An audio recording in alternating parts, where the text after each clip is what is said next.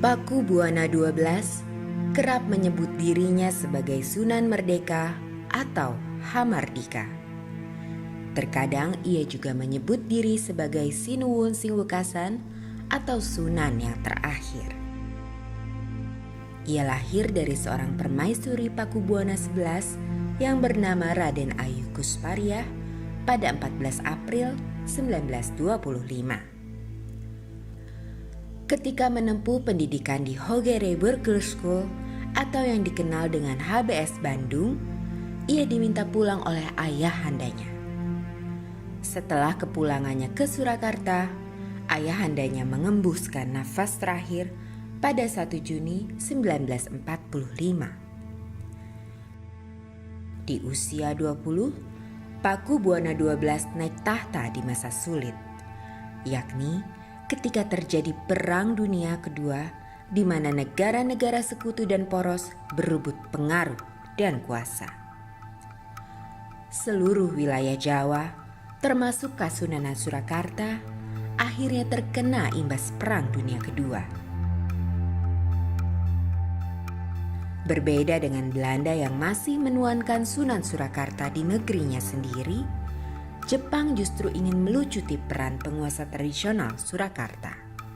Apa yang terkait dengan Surakarta adalah munculnya satu dokumen ya nomor 13 tentang otonomi daerah di Jawa termasuk Surakarta. Dalam kaitan ini adalah Pakubuwana ke-11 itu ditunjuk sebagai penguasa otonomi untuk daerah Surakarta. Meskipun statusnya penguasa otonom, tetapi Pakubuwana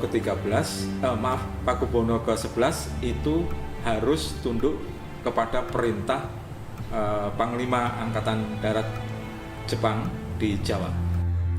Ketika sempat menguasai keadaan, penguasa Jepang memberikan kekuasaan bukan kepada penguasa tradisional, melainkan kepada para pemuda yang dahulunya aktif di Partai Indonesia Raya atau Parindra dan Pembela Tanah Air atau PETA.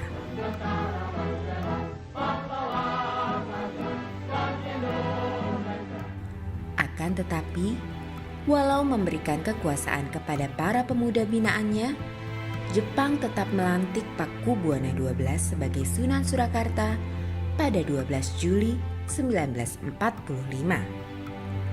Hanya saja, pelantikan ini dilakukan bukan sebagai penguasa teritori, melainkan sebagai penguasa keraton. Pelantikan yang dilaksanakan di Balai Kota Surakarta ini dihadiri oleh Paman Pakubuwana XII, yakni Gusti Pangeran Haryo Kusumayuda dan Gusti Pangeran Haryo Suryo Hamijoyo yang merupakan tokoh Parindra. Sejarah mencatat, pelantikan Sunan di Surakarta selalu terjadi atas perkenanan penguasa kolonial yang berperan sebagai patron dari penguasa tradisional. Rupanya, Pakubuwana XII adalah Sunan terakhir yang dilantik dalam suasana politik semacam itu. Dan berbeda dengan tata cara Belanda, pelantikan oleh Jepang ini tidak melalui upacara adat Kasunanan. Karenanya, pelantikan oleh Jepang ini dianggap sebagai sebuah kecongkakan. Dan ini membuat pihak keraton merasa tak perlu tunduk pada Jepang. Keraton pun kembali menyelenggarakan penobatan jabatan Sunan dengan dilengkapi persyaratan adat. Adapun pengamanan serta pengawalan sepenuhnya berasal dari prajurit-prajurit keraton. Selain mendapat kesulitan dari militer Jepang, kuasa politik Surakarta juga mendapat rongrongan dari kalangan pangeran senior yang berhaluan republikan.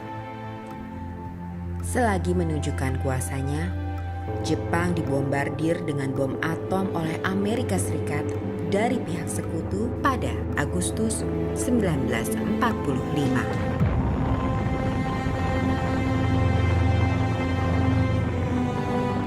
Saat itu Jepang pun menyatakan menyerah kepada pasukan sekutu.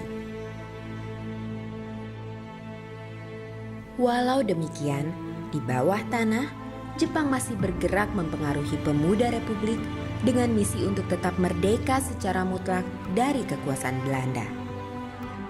Bahkan, di rumah perwira militer Jepang, Republik Indonesia memproklamasikan kemerdekaannya.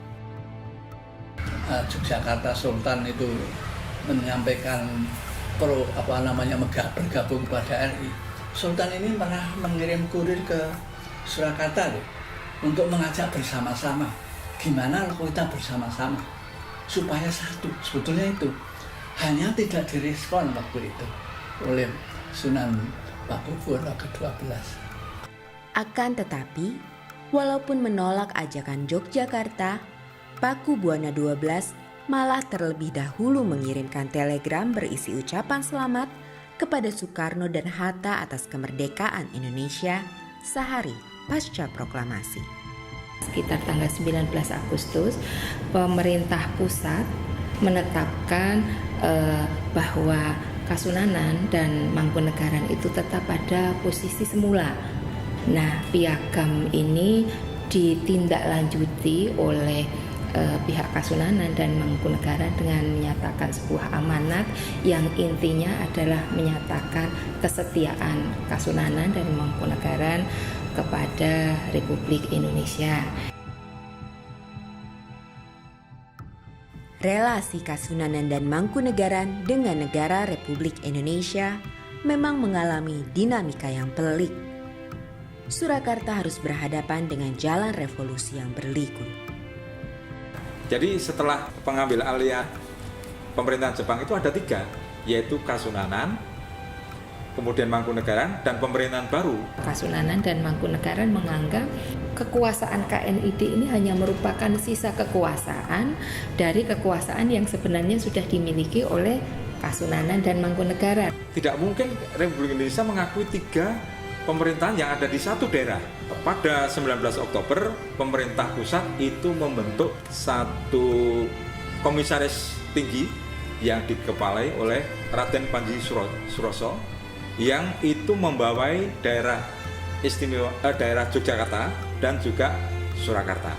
Di Yogyakarta ini berjalan dengan lancar, tapi di Surakarta ini menjadi masalah. Komisaris tinggi ini mengusulkan pembentukan direktorium yang tujuannya sebenarnya adalah mempersatukan dan menyamakan aturan-aturan di antara kedua projo ini tadi, Kasunanan dan Mangkunegaran. Nah, Kasunanan secara prinsipil setuju, tetapi Mangkunegaran menganggap bahwa direktorium ini sebenarnya menjadi semacam pemerintah bayangan gitu. Mangkunegaran mengirim utusan ke Jakarta untuk membahas mengenai pembentukan direktorium ini. Utusan yang dikirim ke Jakarta ini diculik oleh beberapa pemuda, timbul semacam kampanye anti Kasunanan dan Mangkunegaran. Di dalam kampanye itu seolah-olah dibangun image buruk mengenai dua institusi tadi, Kasunanan dan Mangkunegaran, mengenai feudalistis, mengenai pemerintahnya tidak mendukung republik dan sebagainya. Pada kaum oposisi tanggal 14 Januari 46 membentuk satu kelompok kekuatan politik yang disebut Persatuan Perjuangan, diketuai oleh seorang oposan yang sangat terkenal pada waktu itu, yaitu Tan Malaka. Di Solo yang ingin membuat satu pemerintahan daerah istimewa itu menghadapi masalah karena di Solo justru menghadapi banyak pengaruh dari kelompok kiri dan itu mempunyai satu pernyataan yang hampir sama, yaitu anti feodal. Dalam roda sejarah yang sama, proklamasi kemerdekaan Republik Indonesia juga terus bergulir menjadi sengketa internasional. Keadaan tanpa kepastian ini membuat sejumlah perundingan dan diplomasi dilakukan dalam rangka mengatasi konflik yang berlarut-larut. Kemudian dalam proses ada satu perjanjian meja bundar, dan di dalam itu ada 2 utusan di Surakarta, yaitu Mangkunegoro 8 dan Pakubuwono 12 ikut serta di dalam rombongan itu. Ini saya kira satu strategi yang sangat penting. Jadi yang dulu ada indikasi ikut Belanda, ini mewakili RI. Meja Bundar itu Mangkunegoro, tapi ikut sertanya itu diberi satu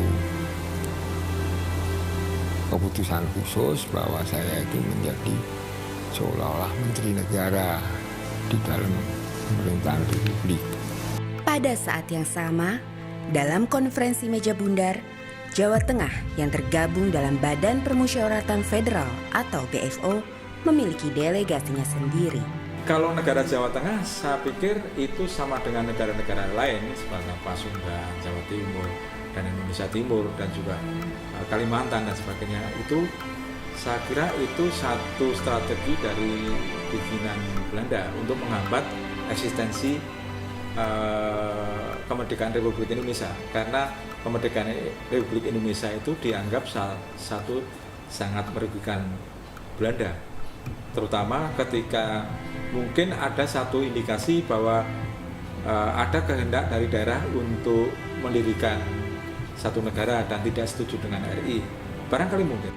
Ketika Surakarta tak kunjung menjadi daerah istimewa, Provinsi Jawa Tengah justru berdiri dan meletakkan Surakarta menjadi bagian di dalamnya sebagai karesidenan. Dan kini ia menjadi kota madya. Pasca kekuasaan Sunan Pakubuwana XII, wajah Kasunanan Surakarta kian tak menentu. Dunia itu gelap. Nah, kegelapan yang bagaimana kita renungkan sendiri karena kita ternyata melampaui beberapa cobaan-cobaan yang diciptakan oleh pemerintah baru, ada pemerintah Republik. Kemangkatan Sang Sunan pada Juni 2004 kian meninggalkan goresan sengketa tiada putus bagi penerusnya. Sebab hari ini tak ada lagi otoritas yang memberikan keputusan perihal suksesi Keraton Kasunanan.